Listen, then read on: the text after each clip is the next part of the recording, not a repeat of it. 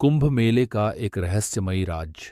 एक योगिनी की चाल कहानी शुरू होती है कुंभ मेले में, जहां आस्था की लहरों के बीच लाखों श्रद्धालु गंगा में डुबकी लगा रहे थे।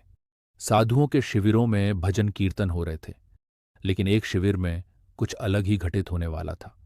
इसी भीड़ में एक रहस्यमयी स्त्री, योगिनी सुरभि, साधुओं के शिविरों के आसपास घूम रही थी।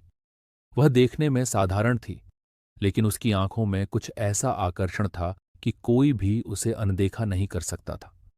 धीरे धीरे वह प्रसिद्ध संत वसिष्ठानंद के शिविर तक पहुंची।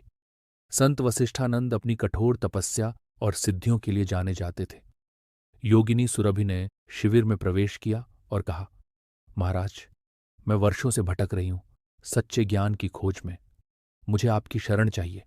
संत ने उसे शरण दी, लेकिन जैसे जैसे रात गहरी होती गई, एक रहस्यमयी घटना घटी। सुरभि ने अपने पास से एक दिव्य गंध वाली भस्म निकाली और उसे शिविर में जला दिया। भस्म की सुगंध से संत वसिष्ठानंद का मन विचलित होने लगा। उन्होंने खुद को संयमित करने की बहुत कोशिश की, लेकिन कुछ ही क्षणों में उनके भीतर दबी वासनाएं जाग उठीं। अगली सुबह जब संत का ध्यान टूटा, तो वह पूरी तरह से बदल चुके थे। उनका मन साधना से भटक चुका था। तभी एक साधु ने आकर बताया कि योगिनी सुरभि कोई साधारण स्त्री नहीं, बल्कि एक जासूस थी जिसे एक धूर्त राजा ने भेजा था। वह साधुओं की सिद्धियों और रहस्यों को जानने के लिए आई थी। यह सुनते ही संत वसिष्ठानंद को अपनी भूल का एहसास हुआ।